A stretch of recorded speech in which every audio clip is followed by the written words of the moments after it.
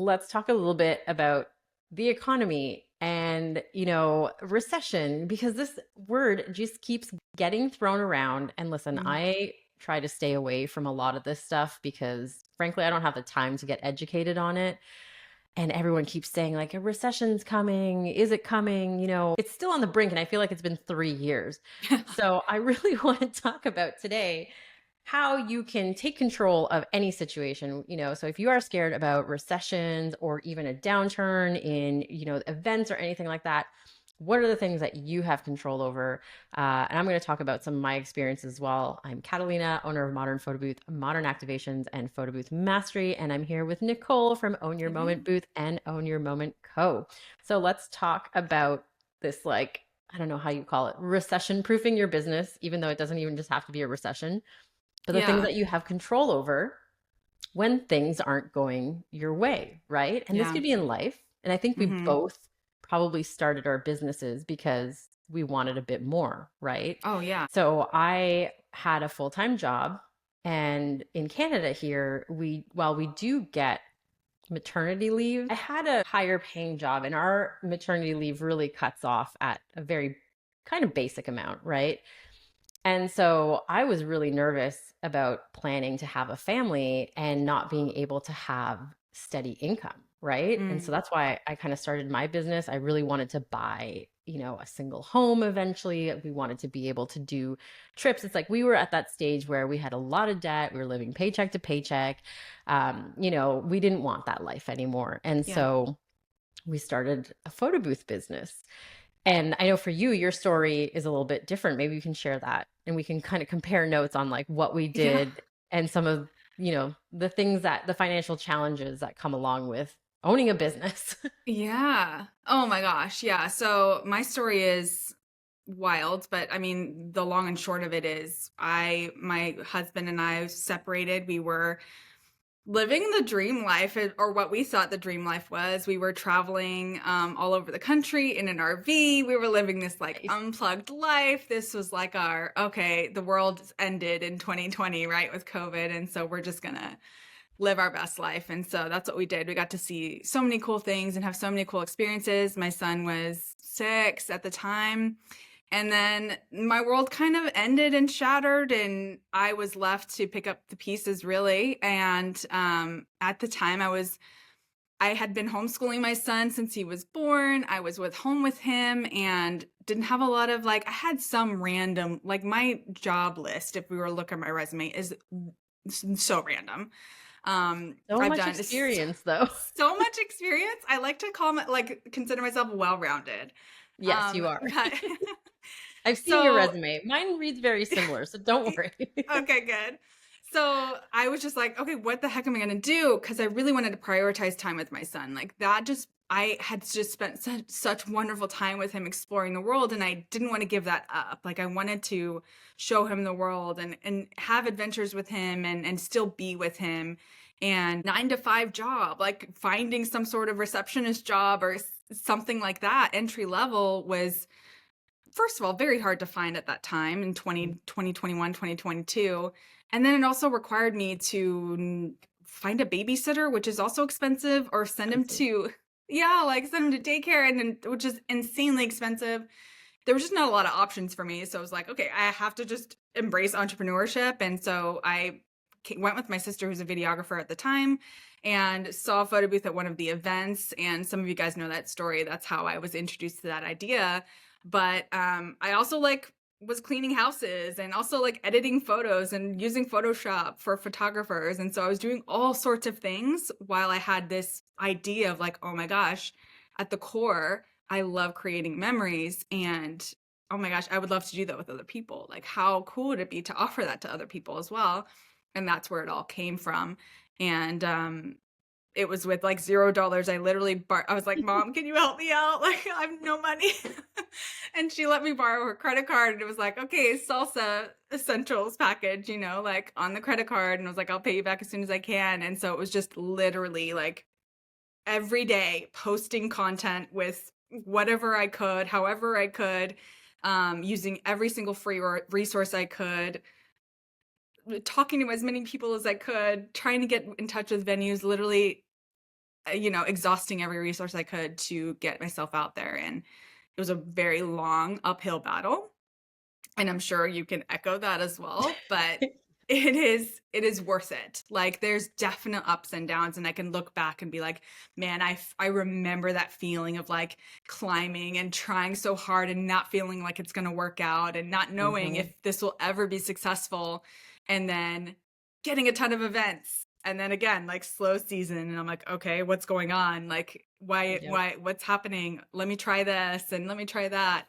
Um, I think I think there's this misconception that it's going to be like 2 months or a month in and you're going to be successful right away. And it's really not the case. Like, you have to Yeah. really put in effort, and no one's going to just knock on your door if you put a sign up and say, oh, cool, I want a photo booth, like, you really have to let people know that you exist, and Yep. let people know why it's worth working with you. So, And a lot of that effort that you put in at the beginning oh yeah. pays off later. And it's hard to see that. But when we look back, right, at everything we did and then the progression, like it's Mm-hmm. crazy to see how things have grown and, how successful we are now compared to like when we first started. Yeah. And that's all like those are the things you can control, right? You hustled, you went out, you did the actions, you Yeah. probably started realizing what actions work better for you, Oh right? yeah. And you started doing more of those. I did the same. I remember I sponsored a bunch of events, which I thought were my target audience. And it wasn't until I did the events that I was like, okay, this one's not. It looked Yeah. like it was, but it's not. So never doing this one again. But then another one that I was like, it might be really turned out to be like what I should be doing. And, that is how I ended up really breaking into a lot of like corporate stuff. And even with my wedding planners, getting in with them because the wedding area, like the niche, it's a bit clicky, you know? It very much is. Well, and I think, at least for me, the clickiness comes from people just being burned Yeah, by certain individuals, right? Who maybe don't take their business so totally. seriously. And I feel like a lot of people get into events because it has an easy entry point, right? It doesn't really take a lot of money to get into it most times. And it really requires your time. Your time is your investment, right? Mhm. And, going back to the topic here of like, how do we adjust our business when things are maybe looking down, or Yeah. if the recession is coming, like, how do you recession proof your business? And I think it's really understanding what actions are you doing that actually pay off, right? Yeah. How long are they actually going to take to pay off? Because Yeah. we've definitely had, down times before where it's like all of a sudden, well, let's talk about the boom of 2020. Well, for us, it was 2022, right? That's, I think it was for a lot of people, let's be honest, Yeah. but 2022, 2023 events went through the roof because we had all that pent up events from the pandemic and stuff. And then everyone was so tired that once I think it was January 2023 rolled around, it was like the most down year I'd ever seen. And everyone I talked to was like, Wow. planners are on vacation, people are not taking calls, they're refining what they're booking and stuff like that. And I think we all had to sit back and be like, what is this new thing that's going on, right? And how do we address it? Right? How do we make sure Yeah. that we're ready for this and accommodating based on like what's happening? And I think that we have to realize that what worked for us a year ago, like what worked for us when we were starting out, isn't going to necessarily work for us 2 years down the road. But the one thing we have control over is our own time and our own Yeah. effort, right? And making sure that we're using our time and our effort properly, and really understanding like what are the things that we can do to address this problem? What is the root problem? First of all, I think a lot of people also Yeah. try to solve like the immediate issue, like, oh, I don't have bookings, okay, I'm going to put more money into Facebook, I'm going to put more money into Bark, or something like that. And they're thinking that they're going to get more events, but it's like maybe the landscape has changed. Yeah. Maybe you need to offer drop off booths instead, right? Yeah. Maybe you need to look at your packages, or maybe you need to do some face to face with planners or whoever, your clients are, to really understand what are their pain points now that you can maybe help them solve. So, yeah, Oh that's my yeah. advice No, there. that's so good. Yeah, because it we do like I get it. Like, I get that feeling of feeling like panic, right? Like I don't know if I'm going to be able to pay this off, or I don't know if I'm going to be able to make any money this month. Like I so still I can go back to those feelings and feel that. And you're so right. Like what we do have control over is our time and our effort, and where we can and go out there and put ourselves out there and make those connections and network. I think we don't realize enough how valuable connecting with people are. We are like Mhm. such a people business. Yeah. And if you're not being around people, then how can they know you? How can they talk about you? Like so many of my events this year have been this person telling their cousin about me, or this person recommending their best friend to me, or like it's all been through connections, Yep. which all originated from years ago when I was like hustling on Instagram and putting out content every single day. So it was like organic marketing and on social media worked to get those initial bookings. And then Yep. now it's different. Now it is all network marketing, Mhm. and recognizing too that like, yeah, going to some of those chamber of commerce networking events were really helpful in that first year, because it helped me get connected and then like prove myself with some of those clients who were then told their friends and told their other businesses about me. Mhm. So it doesn't, it's not all like one track. I love that you talked about that. Like it does change, and you do have to learn and adapt as your business grows and changes, and as the economy changes as well. Like, yeah, Yeah. I you mean, gotta. we added payment plans in once we at one point we raised our prices by 25%.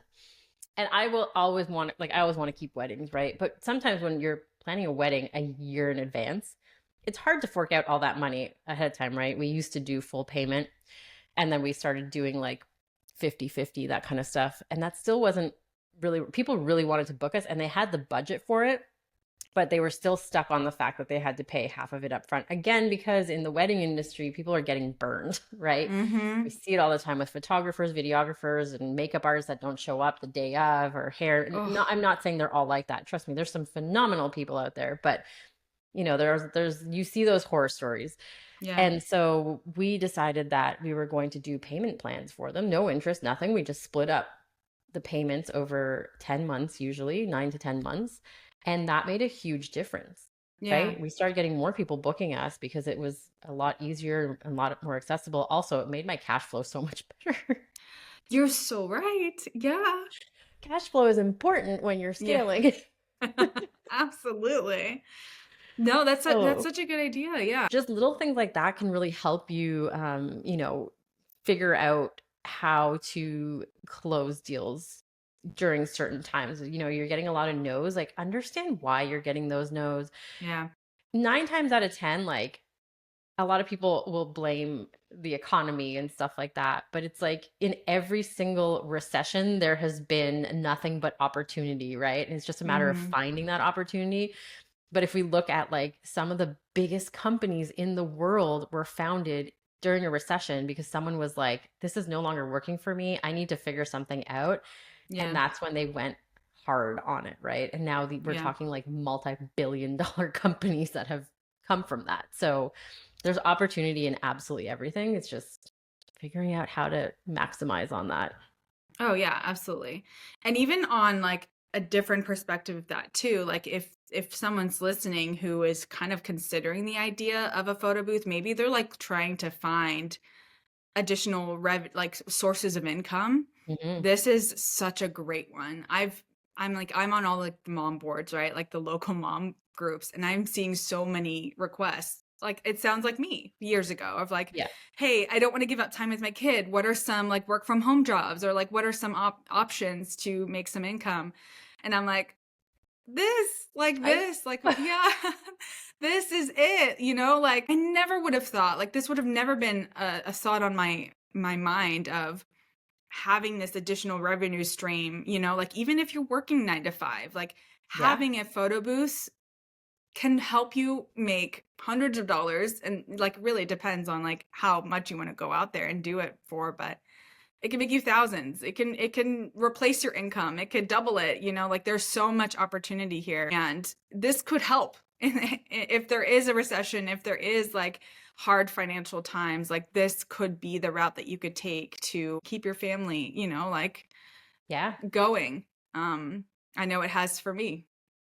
Yeah. And the event industry is not going anywhere, right? Even Yeah, if you look at exactly. it historically during, again, times of recession, there was still events happening, Yep. you know? People are still going to get married. People are still going to have babies. They still want to celebrate. There's still going to be corporations that have events for their employees. There's Yeah. still galas that, like, all of these events are still going to happen, right? If anything, there's going to be more charity events, more Yeah. fundraising, more of these Yes. things. And that's one thing I feel like people don't really realize, that they think that events are going to be something that will stop happening. But really, the only time that they've stopped happening is, and they didn't even, right, was during the pandemic. But how quickly did that shift to virtual? Like Yeah. overnight, virtual events became everything because Yep. people want to interact. They want to be around other people, and they want to have different things to experience at these events too. So the event industry is actually one that I feel is very stable throughout all of the different kinds of things you can have, even through a pandemic, even though like that was definitely the hardest one out of all of them, but Yeah. there was still opportunity there, you know? Oh, for sure. And what I love about the photo booth industry too, in the event industry, is there's so many ways you can run your business. And I know we've talked about this Hmm. before, but you could have a drop-off photo booth business. You can have like a video confessional photo booth business. You can have like photo booths that stay in a restaurant 24/7, and you have like permanent installs. There's so many ways that you can run a business and Yep.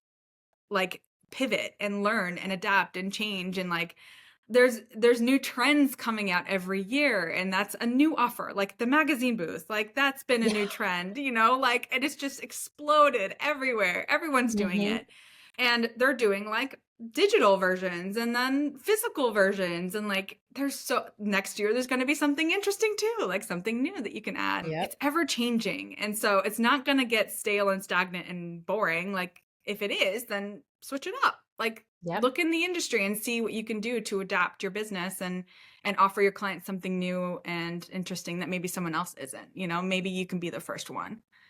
Yeah. And I I think I mean, that's like what I will say made me be as successful as I could. And, we talked about this before about how, like, did any of us realize that you could have a six-figure business from a side Yeah. hustle? Right? Like, You're kidding. Yeah. the first time I saw that we hit over 100,000, that was in my first year. I was just like, oh, this is a thing. Like, this is gonna work and I've had other businesses. Not I've tried a lot of things. I have a similar resume to you. But then I remember thinking, I'm like, this could be a seven-figure business. And I was like, I can do that.